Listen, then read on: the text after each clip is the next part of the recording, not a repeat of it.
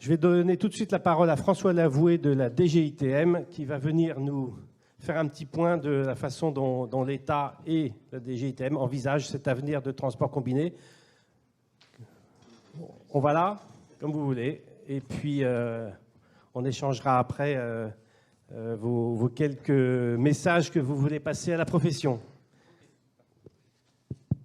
Ouais, le micro marche. Bonjour à tous, merci de l'invitation. Alors, je sais que certaines années, le ministre des Transports participait. Évidemment, vous comprendrez qu'avec le contexte actuel de crise, il est un peu pris. En tout cas, il est désolé de ne pas être là et je vais essayer de faire au mieux, évidemment. Gilles a annoncé les bonnes nouvelles.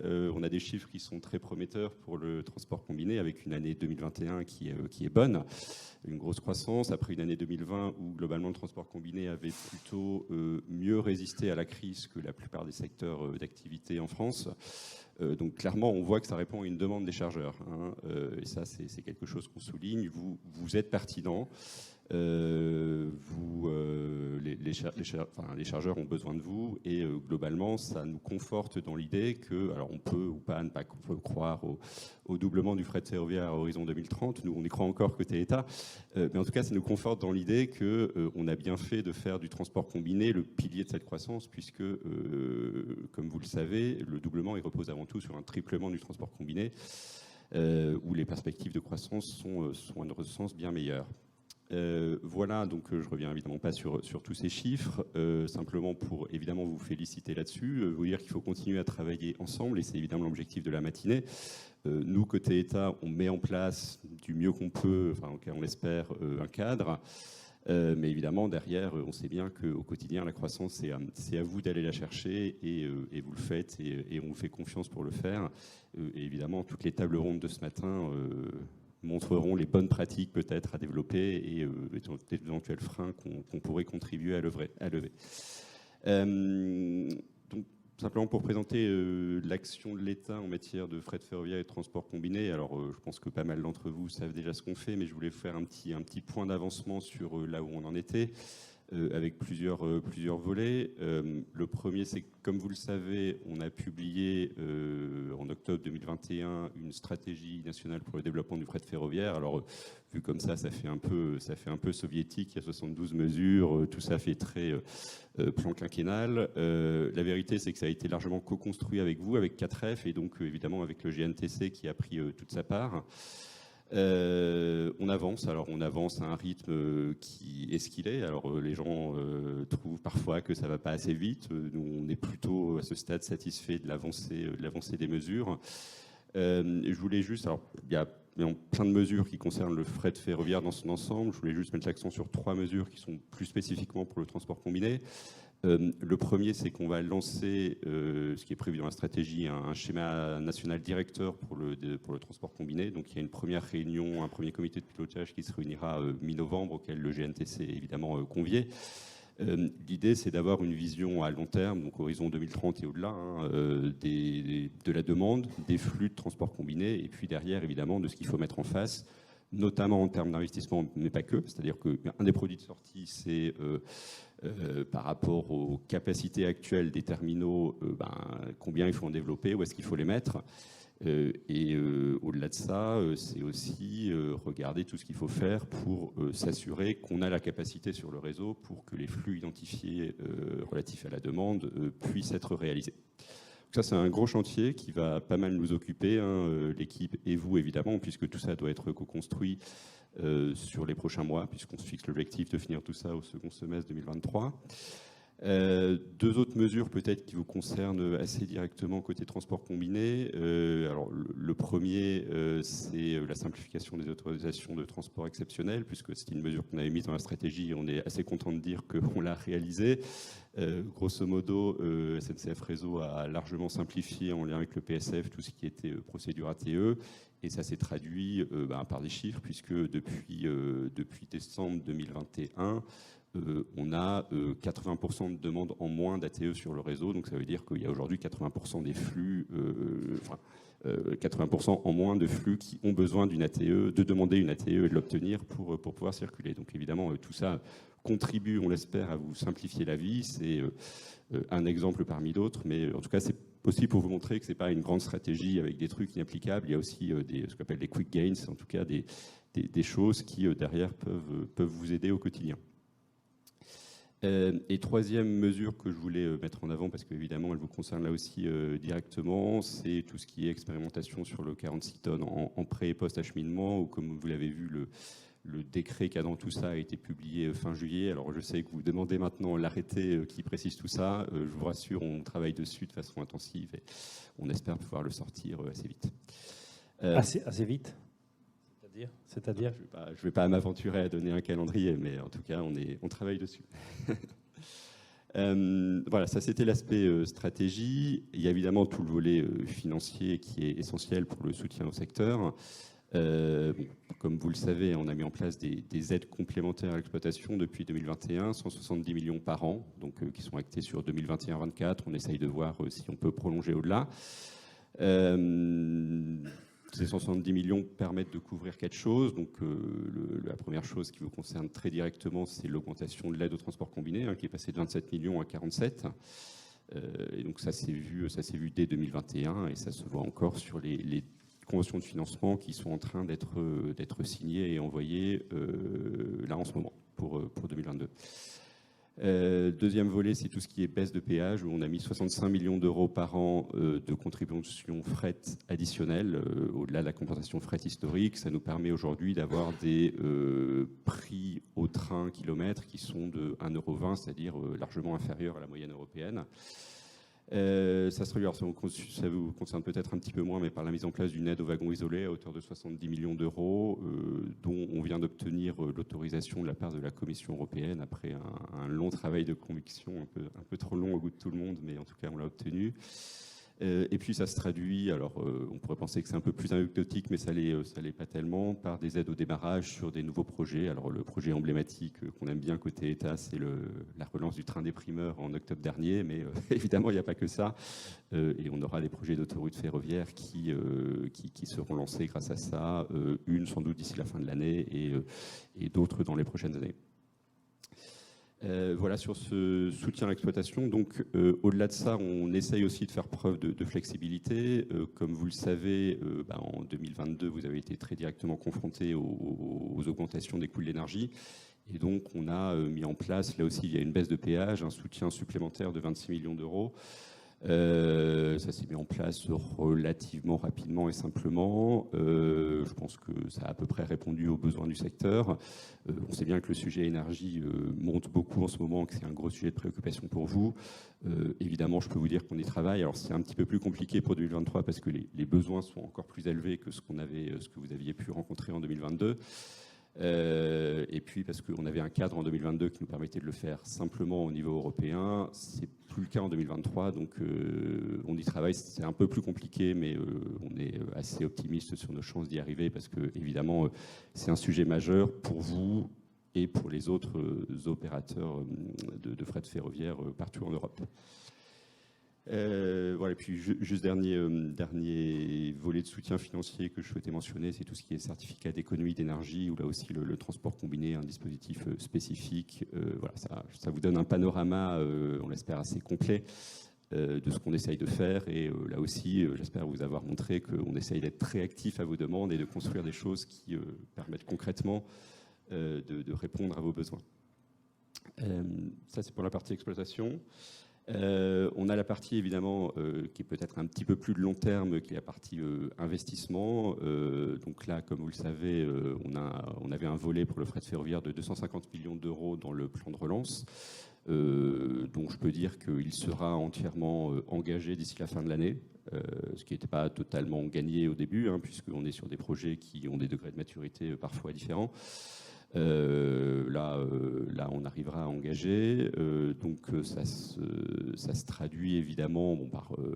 Vous connaissez sans doute très bien tout ce qu'on a mis en place dans ce volet plan de relance. Il y a des choses sur les gabarits sur le réseau, il y a des ITE, il y a des terminaux. Je pense qu'il y a deux sujets qui sont particulièrement importants pour le transport combiné. C'est tout ce qui est voies de service, où là, on avait quand même des infrastructures qui étaient dans un état assez lamentable. Et où SNCF Réseau a engagé depuis 2019 un projet de réhabilitation et de modernisation des voies de service en coupant celles qui étaient plus nécessaires et puis en modernisant celles qui évidemment devaient l'être. Initialement, Réseau y consacrait un montant de 20 millions d'euros. On a pu, grâce au plan de relance, mettre à peu près 70 millions d'euros en plus sur 2021 et 2022. Donc là aussi, un effort assez conséquent qui nous permet d'engager une dynamique. Et puis il y a le sujet de tout ce qui est terminaux rail route, terminaux fluvial route, où là aussi, alors évidemment ce qui est toujours un peu compliqué dans les projets de terminaux, c'est que c'est des projets qui peuvent parfois être un peu plus au long cours, c'est-à-dire qu'entre le moment où un besoin est identifié et le moment où les travaux se réalisent, il y a toute une phase d'étude qui peut être un peu longue, hein, on en est conscient. Donc là, on a engagé tout ce qui était suffisamment mûr pour pouvoir l'être sur 2021 et 2022. Donc on a des terminaux fluviaux à Châlons ou ailleurs. On a des terminaux à Miramas, à Vénissieux. Donc voilà, évidemment, on pourra vous donner une liste, mais en tout cas, on a des réalisations très concrètes qui commencent à se mettre en place. Évidemment, tout l'enjeu, c'est de ne pas s'arrêter à ce simple plan de relance, parce que bon, il est fait pour relancer post-crise sanitaire, mais si on arrête tout début 2023, tout ça n'a pas beaucoup de sens.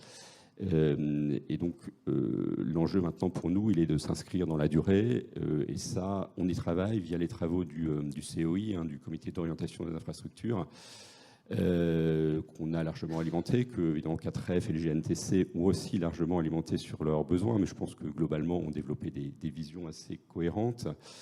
Le COI va rendre ses travaux à la fin de l'année. On verra évidemment derrière, en fonction des arbitrages budgétaires et politiques, ce qui figurera in fine dans la trajectoire de financement qui sera retenue. Mais en tout cas, notre objectif côté ministère des Transports est bien qu'on continue sur le lancer d'investissements, et notamment sur les investissements spécifiques au transport combiné, qui permettent de répondre aux besoins, non seulement de court terme, mais à horizon 2030, voire 40. Voilà, et puis alors dernier volet sur le transport fluvial, parce que là j'ai beaucoup parlé de ferroviaire. Sur le transport fluvial, là aussi, les choses avancent plutôt bien avec deux bonnes nouvelles. Donc la première, c'est le début des travaux sur le canal Seine-Nord-Europe depuis quelques semaines. Et puis la seconde, c'est le renouvellement des dispositifs d'aide qui sont aujourd'hui en place, qui est en cours, puisqu'on a fait la notification auprès de la Commission européenne pour une prolongation sur 2023 et 2027 des deux dispositifs qui existent aujourd'hui pour soutenir le fluvial. Voilà, je m'arrête là. En tout cas, j'espère vous avoir présenté ce qu'on essaye de faire.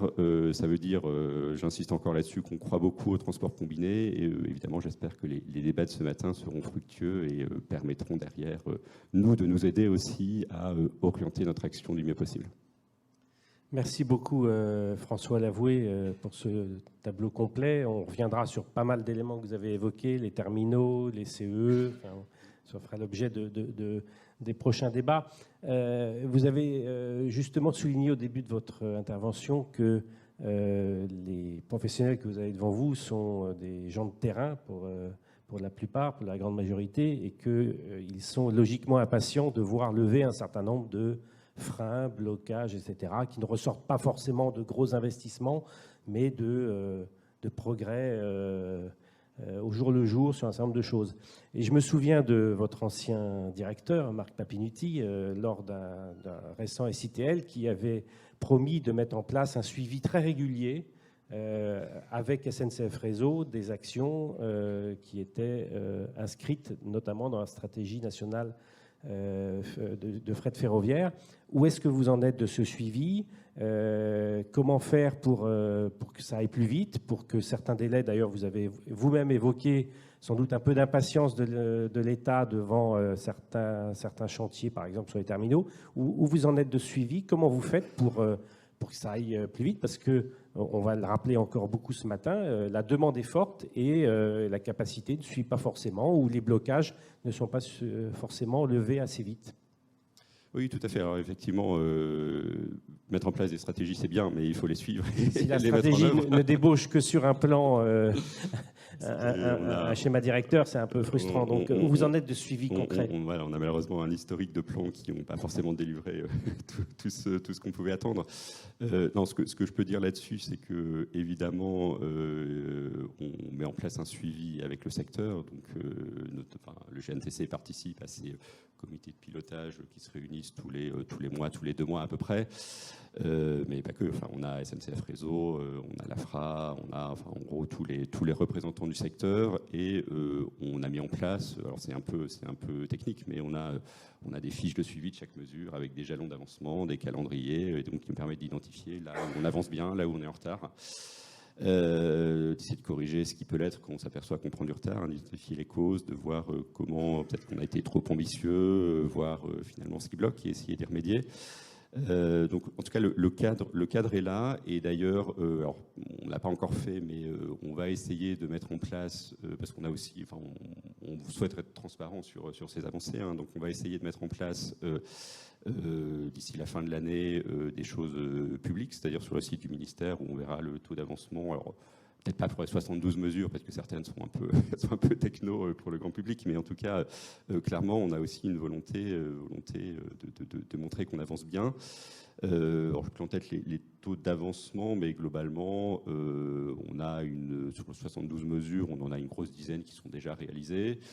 On en a les 2/3 qui sont dans un calendrier normal, et puis on en a peut-être une vingtaine de pourcents où on a besoin sans doute d'actions un peu plus poussées, parce qu'on s'aperçoit qu'on prend un petit peu de retard. Mais en tout cas, clairement, tout ça est très suivi et on mesurait du mieux possible. Tout le monde a suivi la révolution de Palais en cours à Réseau, avec hier la nomination officielle de Mathieu Chabanel. Est-ce que ce changement, pour vous, doit s'accompagner aussi de changements concernant le fret ferroviaire combiné, peut-être une action plus rapide, plus énergique? On pourrait prendre plein de sujets, mais par exemple, c'est un certain nombre d'embranchements dont les travaux sont financés, y compris par des collectivités locales, et que les délais sont beaucoup trop longs pour des chargeurs qui veulent passer au fret ferroviaire. Comment vous allez faire par rapport à cette nouvelle donne du gestionnaire d'infrastructure? Très clairement, ça fait vraiment partie des messages principaux que l'État a passé à SNCF Réseau. C'est-à-dire que sur le fret, mais pas que. Enfin, je veux dire, il y a pas mal de projets d'investissement où, même si le financement est bouclé, derrière les capacités de SNCF Réseau de réaliser ces travaux prennent un peu plus de temps que ce qu'on souhaiterait, parce que le réseau n'a pas forcément les ressources internes pour les faire, estime que voilà, il y avait le respect de sa trajectoire financière et l'oblige à un manque de souplesse qu'on peut regretter.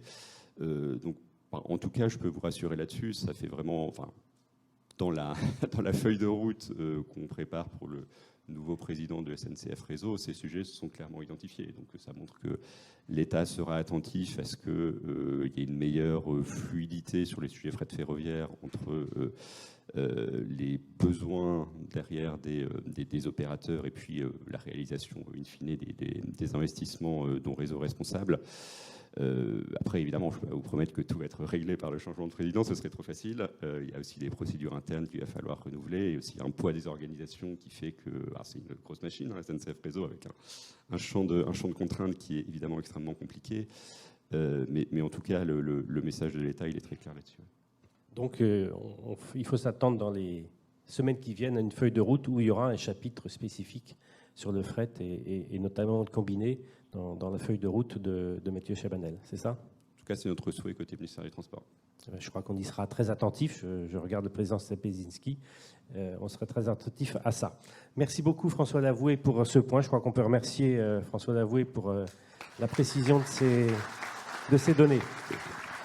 Merci beaucoup. Et je crois que vous restez avec nous tout à l'heure dans la salle. Si jamais vous voulez intervenir, si vous êtes encore là, n'hésitez pas, si vous voulez apporter une précision.